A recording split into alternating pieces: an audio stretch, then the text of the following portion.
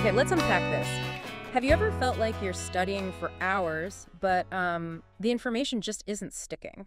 Or maybe you're putting off a really challenging task, feeling that literal sense of discomfort, almost dread at the thought of starting. Exactly. Well, for this deep dive, we've taken a truly fascinating resource, Learning How to Learn by Dr. Barbara Oakley and Terrence Sejnowski. Best-selling authors, yeah. And it's based on their incredibly popular online course. I think something like, 1.8 million learners worldwide? Wow. Yeah, that kind of reach really speaks to how universally applicable these insights are, like really deep and impactful. Definitely. Doesn't matter where you are on your learning journey. Absolutely. So our mission today is basically to pull out the most important nuggets of knowledge from this material. And give you practical, brain-friendly strategies, things you can actually use to boost your learning. Think of this as your shortcut, maybe, to understanding how your brain actually works when it's learning. Which is a really powerful tool, whether you're, a student, a professional. Or just someone who's really curious about optimizing your mind. Get ready for some surprising facts and those aha moments. Yeah, the kind that can genuinely change how you approach learning forever. So let's dive right in. First up, mindset and how our brains are actually, well, designed for learning. Right. And the book kicks things off with something that might sound a bit counterintuitive. Yeah, they call it the problem with passion. What does that even mean? Sounds wrong, doesn't it? It does at first, Mm-hmm. but it's a powerful idea because it challenges that common advice, that you have to be passionate about something from the get-go to succeed. Okay. So they use Barb Oakley's own story. She initially really, really struggled with math and science. Hated it, basically. Right, I read that. And now she's an engineering professor. How does that happen? Exactly. Her story shows that passion can actually develop later through persistence, through exploring things outside your comfort zone. So it's not always about finding your passion first? Sometimes it's about developing it. It can lead to opportunities, even new passions you never expected, like passion following mastery, not just the other way around. That's liberating, actually, if you felt kind of stuck with what you thought you should be interested in. Totally. It frees you up to try new things. Okay, so if you're trying something new, maybe something you don't feel instantly passionate about, Yeah. how do you prep your brain? That's where this picture walk method comes in. It's simple but effective. Picture walk. Yeah, think of it like watching a movie preview for a chapter in a textbook. Okay. Before you dive deep into the text, you just skim, look at the images, the headings, read the summary maybe. So just getting a general feel for it first. Exactly. This quick overview helps your brain start to organize the information, primes it for what's coming. It actually boosts retention before you even start the heavy reading. That makes a lot of sense, like mapping out the territory first. Okay, another core idea, and this one really shifted my thinking, is focused versus diffuse thinking. Ah, yes, the two modes. Crucial concept. Can you walk us through what each of those looks like and why we need both? Sure. So your brain basically has these two essential ways of operating. The focused mode is pretty much what it sounds like. Laser sharp attention. Right. Concentrated on a specific task. Yeah. Like when you're working through a tough math problem or, conjugating verbs in a new language, your attention is tight. Got it. And the diffuse mode. That's the opposite. Relaxed, wandering mind. Precisely. It's when your thoughts are looser, more spread out. You're not trying to focus on any one thing. Maybe you're taking a walk, showering, or just daydreaming. And that's actually useful for learning, not just zoning out. Incredibly useful. This diffuse mode allows for broader thinking, creative connections, those sudden insights that just pop into your head, things that often don't happen when you're straining in focused mode. They use that pinball metaphor, right, to explain it. Yeah, it's brilliant. Focused thinking is like a pinball machine with really tight, close-together bumpers. The ball your thought bounces along a very defined, narrow path. Okay, predictable. But diffuse thinking.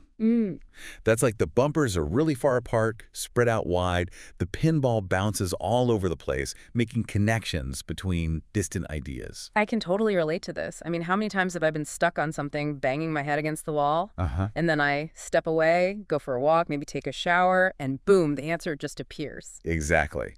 The book really validates that experience.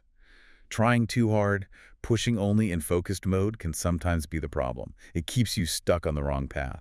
So why does that happen? Why does pushing harder sometimes make you more stuck? Because when you're intensely focused and hitting a wall, You might just be reinforcing the wrong approach, digging yourself deeper into that unproductive mental rut. The diffuse mode lets your brain step back, access different neural pathways, make those lateral, unexpected connections.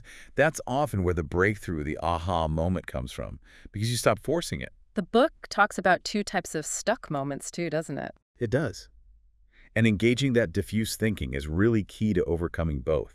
Yeah. It's a reminder that sometimes the best way forward is to step away. Take a break.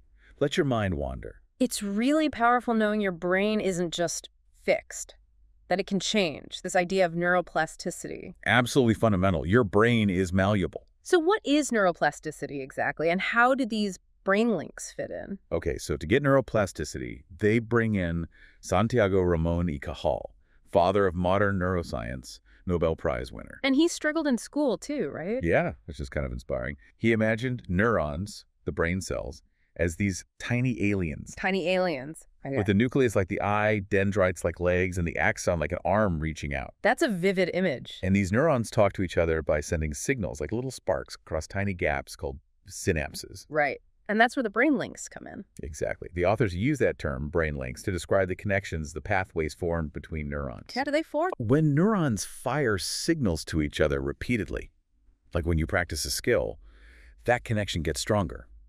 The saying is, neurons that fire together wire together. So the more you practice, The stronger and more efficient that brain link, that pathway becomes. Think of it like paving a mental road. It actually physically changes your brain structure over time. wow. And that's neuroplasticity. Your brain's incredible ability to reorganize itself, adapt, form new connections, all through learning and experience. It means anyone, really, can improve their abilities. You're not stuck with the brain you were born with. That's huge. Okay, so we know our brains can learn, they're designed for it, but there's still that massive hurdle, procrastination. Ah, yes, Yeah. the bane of students and professionals everywhere. The book has some really insightful, almost counterintuitive ways to tackle it, though. It does, and it starts by acknowledging it's, often a natural response. Yeah. We avoid things that feel difficult or unpleasant. And it feels genuinely unpleasant sometimes. Well, get this. The book explains that just thinking about a task you don't want to do can actually activate the pain centers in your brain.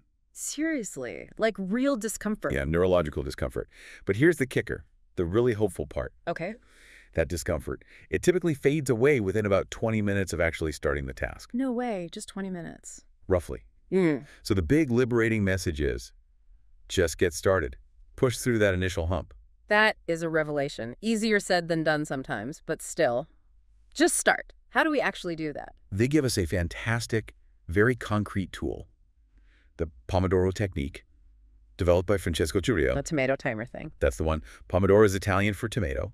It involves focused work bursts, usually 25 minutes, followed by short breaks. How does it work, step by step? It's simple. First, eliminate distractions. Turn off notifications, close tabs, whatever it takes. Okay, focus. Then set a timer for 25 minutes, and you work only on that task with intense focus until the timer rings. Reward yourself. A little break. Maybe check your phone, get a snack, stretch. Just 5 minutes or so. Then you set the timer for another 25-minute Pomodoro. So it breaks down daunting tasks into manageable chunks. Exactly. But it's more than just time management. It's about training your brain's habits. Habits, like the good zombies versus bad zombies idea. Precisely. You can train productive habits, good zombies, like automatically focusing when the Pomodoro timer starts. It makes focus concentration feel more automatic, less effortful over time. And alongside Pomodoro, they mention active recall, right? As another key strategy here. Yes, hugely important. Active recall means pulling information out of your brain, rather than just passively putting it in by rereading. Like quizzing yourself. Yeah, or trying to explain a concept out loud without looking at your notes, using flashcards. Yeah. Anything that forces retrieval. It's much, much more effective for building strong memory and understanding than just rereading. Okay, speaking of memory, if you think you're just bad at remembering things, the book has some serious hope for you. Oh, absolutely. They share the story of Nelson Dellis. U.S. memory champion. Yeah, but he started out feeling like he had a terrible memory. His grandmother's decline with Alzheimer's motivated him. He went from forgetful to memory champion. It proves these skills are learnable. So it's not just something you're born with. How did he do it? What's the secret? Well, a key insight is understanding the two main parts of long-term memory, functionally speaking. You've got facts, abstract stuff, names, numbers, which are actually kind of hard for our brains to store directly. Okay.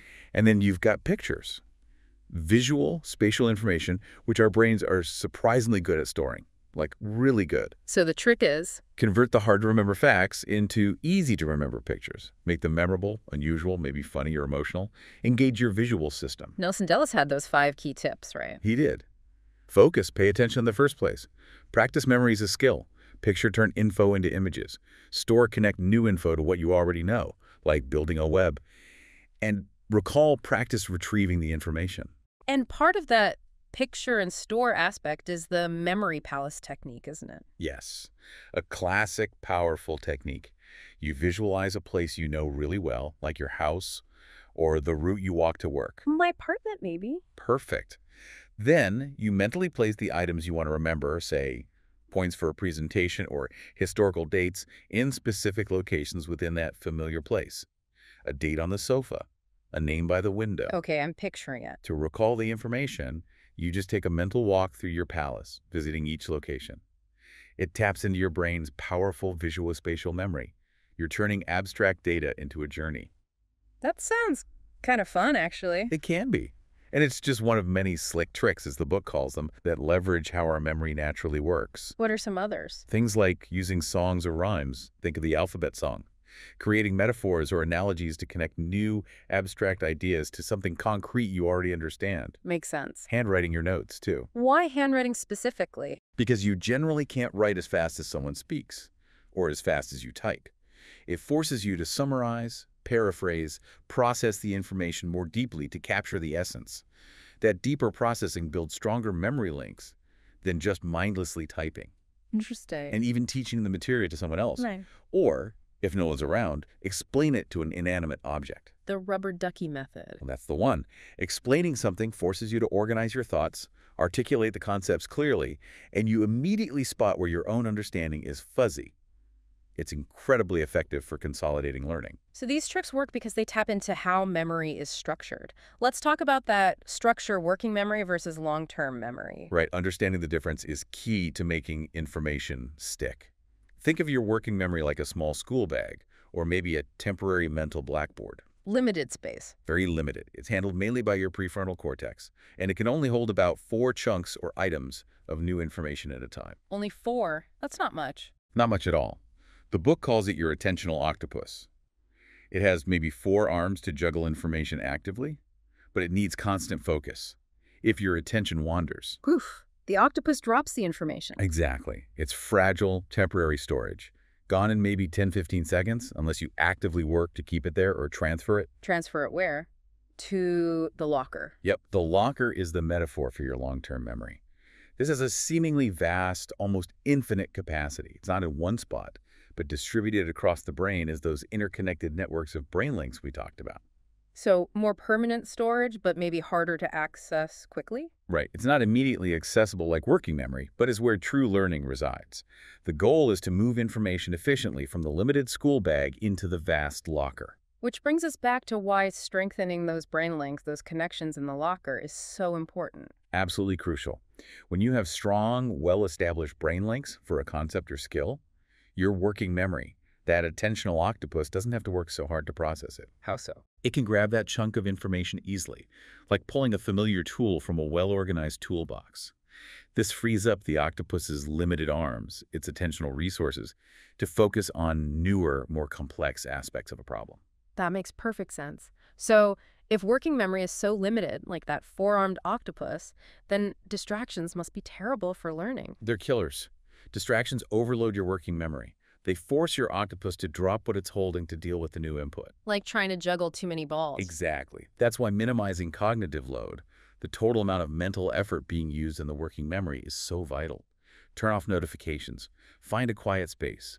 Avoid trying to multitask or switch tasks rapidly. Because the octopus gets tired switching. It does. It takes effort to disengage from one set of brain links and engage another. And remember, just understanding a concept once isn't enough to build strong links in long-term memory. Right, you need practice. Consistent, focused practice is essential. That's what turns fragile understanding into robust, easily accessible knowledge or skills. That's how things become intuitive. You move from knowing about it to truly knowing it. So how do we actively, deliberately make those brain links stronger? The book warns against lazy learning. Yeah, lazy learning is just reviewing stuff you already know well. Yeah. It feels comfortable, productive even, but you're not actually building new, stronger connections. You're just running over the same smooth paths. So what's the alternative? Deliberate practice. Exactly.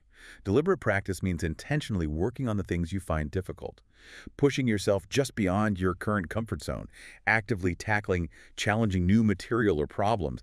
That's what forces your brain to build and solidify those new, stronger brain links. It sounds harder. It is harder in the moment, Right. but much more effective long term.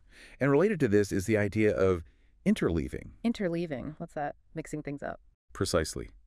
Instead of studying one topic or practicing one type of problem for a long block of time called blocking search, you mix different topics or problem types within a single study session. So like doing a math problem, then a physics problem, then another math problem. Sort of, yeah, or mixing different types of math problems. It feels more difficult and less organized while you're doing it compared to mastering one thing at a time. But it's better for learning. Much better for building flexible understanding. It helps you learn when to apply a specific concept or technique, not just how to do it in isolation.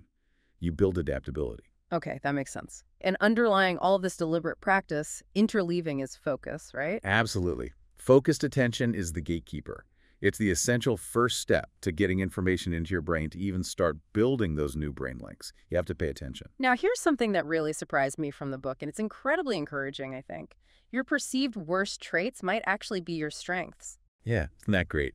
It challenges the common idea that being a super fast thinker is always better for learning. How so? What's the advantage of being slower? They use the analogy of hiker brains versus race car brains. Race car brains get there fast, grasp things quickly. Sounds good. But hiker brains, the slower learners, often take the time to go deeper. They might notice nuances, see details, build a more profound, interconnected understanding precisely because they're not rushing. Their slower pace can lead to greater depth and creativity. So slow and steady can win the learning race sometimes. Absolutely. And get this, they even talk about video games potentially enhancing learning skills. Seriously, my parents always said they rot your brain. Well, depends on the game, maybe. But research suggests certain types can be beneficial. Fast-paced action games might improve attention, focus, and visual processing speed. Okay. And spatial puzzle games like Tetris have been shown to improve spatial reasoning skills, which are really important for fields like math, science, and engineering. So not all screen time is bad. Yeah. Interesting. What else? They talk about rut think. That's when you get stuck in mental rigidity, always relying on the same familiar neural pathways, the same ways of thinking. Happens to us all, I guess. Sure. And one way to combat it is through transfer, learning something completely different, totally outside your main field. Like learning an instrument if you're a scientist. Exactly. That can actually boost creativity and help you make unexpected connections back in your main area because it forces your brain to build and use different pathways. Shakes things up. We touched on handwriting notes being better than typing. Right, because it forces that deeper selective processing to form the links. And this one blew my mind. Having a poor working memory can sometimes be an advantage. How? It sounds crazy, right? But if you can't hold lots of complex details in your head at once, it forces you to simplify, to distill ideas down to their very essence. Ah, so it pushes you towards clarity and elegance. Exactly. It can foster a different kind of creativity, finding those simple core principles because you can't get lost in the weeds. It's a potential path to more elegant solutions. Okay, so putting all this together, how do we actually do well on tests, beyond just studying harder? Well, first, the book reframes tests. They aren't just assessment tools, they are powerful learning tools in themselves. How so? The act of retrieving information for a test, that active recall we talked about, is one of the most potent ways to strengthen memory. Taking a test can sometimes teach you more than just rereading the material again. So tests are good for learning, not just measuring it. What about preparing? Key steps they highlight include, number 1, prioritizing sleep. Seriously crucial for memory consolidation. Cramming all night is counterproductive. We'll come back to sleep. It seems vital. What else? Active review using recall, not just rereading. Consistent study over time, spaced out, rather than mass cramming. Minimizing distractions during study. Using different study environments. Why that? Studying the same material in different locations, your room, the library, a coffee shop, can actually create more retrieval cues. The different context gets subtly linked to the material, making it easier to recall later because you have more potential triggers. Interesting. And active problem solving, not just looking at solutions. Definitely. And don't be afraid to ask for help when you're stuck. Collaboration is key. They also mentioned a specific test-taking strategy, the hard start technique. Yeah, this is clever. When you get the test, you briefly look at the hardest problem first. Maybe spend just a minute or two trying to figure it out. You probably won't solve it right away. Okay, then what? Panic. No. Then you immediately switch to the easier problems you know you can do. While you're working on those, your diffuse mode, that background thinking, is still mulling over the hard problem subconsciously. So when you come back to the hard one later, you might find insights or a solution path has emerged while you weren't consciously focused on it. It leverages both modes. Clever. And finally, mindset again. Shifting from fear to excitement. Yeah, a simple reframe. If you view the test as a threat, your stress response can impair performance. If you try to see it as a challenge, an opportunity to show what you've learned, that feeling of excitement can actually boost focus and performance. So it's not just about study techniques. The book really pushes for a more holistic view of learning, doesn't it? Community, self-awareness. Absolutely. It's about cultivating a whole learning lifestyle almost. They share Terry Sejnowski's own story. He was seen as a troublemaker in school. Yeah, apparently because he was ahead of the curve, asked too many questions, tinkered too much. But he found his tribe, his community, in things like his school's radio club. Finding people with shared interests. Exactly. He emphasizes how valuable joining clubs and groups is. Collaborating with other curious, creative people sparks ideas, makes learning active, not passive. He said something like, learning comes to life when you do something with information. Make it active, don't just read it. Yeah. His journey highlights finding your mission, clarifying what you're interested in, what your goals are to guide your learning path, and the huge role mentors can play. And it's not just for young students. There's the story of Al, the teacher. Right, Al, a religion and philosophy teacher who decided later in his career to learn chemistry using these techniques. That takes guts. It does. And he was open about it with his students, shared his struggles and successes. It created this amazing supportive environment and showed them firsthand that learning is lifelong. And it made him a better teacher, didn't it? Profoundly. He realized that remembering what it feels like to be a beginner, to struggle with new concepts, made him much more empathetic and effective in his own teaching. It connected him to his students' experience. That's a great insight. And to really fuel all this learning, the book covers the physical side, exercise, and nutrition. Yeah, you can't optimize your brain without taking care of your body. They tell the amazing story of Julius Jaego. The YouTube man, the javelin world champion. That's him. Learned javelin technique primarily by watching YouTube videos because he had limited coaching and resources in Kenya. He combined that self-directed learning with intense physical practice. Wow. Talk about dedication. It really shows that mind-body connection. Definitely. Yeah. And the science backs it up. Exercise is incredibly beneficial for learning and memory. It directly impacts the hippocampus, a brain region vital for forming long-term memories. How does it do that? It boosts blood flow, oxygen, and crucially, it increases BDNF, brain-derived neurotrophic factor. BDNF. Sounds important. It is. Think of it like fertilizer for your brain cells. It supports the growth of new neurons and helps existing ones function better, communicate more effectively. So exercise literally helps your brain grow and learn better. Yes. And it's not just about long-term structure. Exercise releases beneficial chemicals like endorphins, serotonin, dopamine, which improve mood, reduce stress, and can enhance focus and creativity shortly after a workout. So taking a break to exercise could actually help you solve a problem you're stuck on. Absolutely. It can clear mental blocks, boost your mood, and improve recall. It's a fantastic study break strategy. And nutrition. What's the takeaway there? Pretty much what you'd expect, but good to reinforce.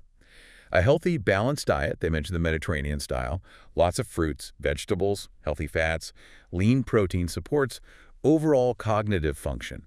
And what to avoid? Sugary drinks, highly processed foods. They can lead to energy crashes, impair concentration, and aren't great for long-term brain health. Fuel your brain well. Okay, so we've covered mindset, techniques, memory, overcoming obstacles, community, physical health. What's left? Becoming your own learning scientist. Yeah, that's a great way to put it. The final piece is really about self-awareness and experimentation, paying attention to what actually works for you. So observing your own habits. Exactly. Keep a learning journal, maybe. Reflect on, when do I focus best? Where do I study most effectively? How does sleep affect my learning? What about physical activity? You need to gather your own data. We mentioned studying in different places helps recall. Yes, it creates more retrieval cues. Yeah. And another important point here. They really push back against the idea of fixed learning styles. The visual, auditory, kinesthetic thing. Is that not real? The evidence for tailoring teaching strictly to one style is very weak.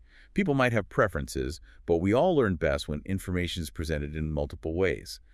So instead, they advocate for multisensory learning. Engaging multiple senses. Right. Seeing it, hearing it, maybe doing something physical with it, discussing it. The more senses you engage, the richer the neural connections, the better the retention. Makes sense. And we keep circling back to sleep. Because it is that important. The book calls it the ultimate diffuse mode. While you sleep, your brain is incredibly active. What?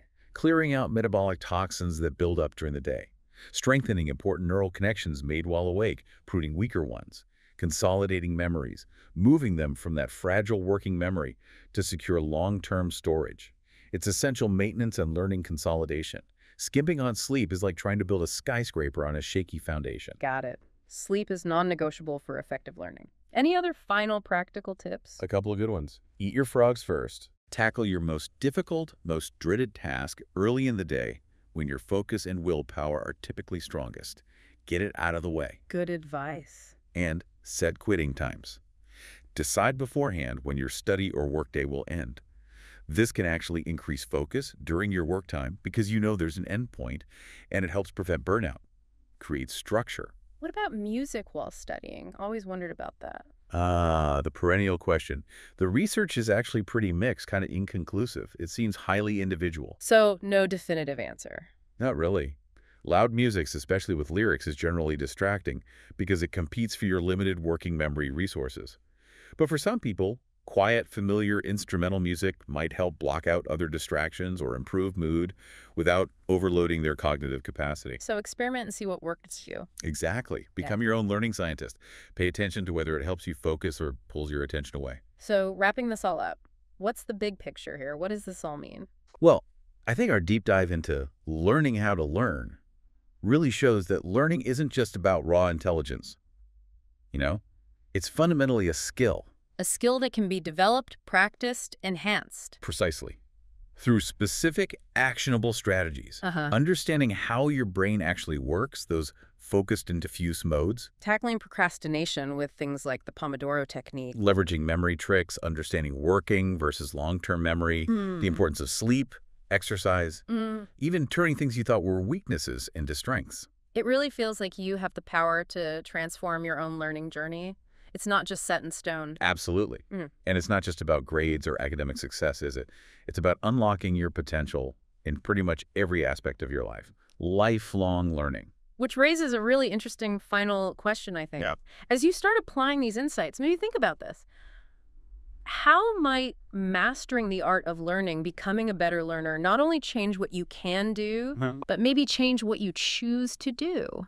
How might it enable you to adapt, to pivot, to thrive in a world that's constantly changing? That's a powerful thought. Because if you know how to learn effectively, anything becomes possible. Yeah. And remember that quote from the book? Lady Luck favors the one who tries. Keep experimenting, keep learning.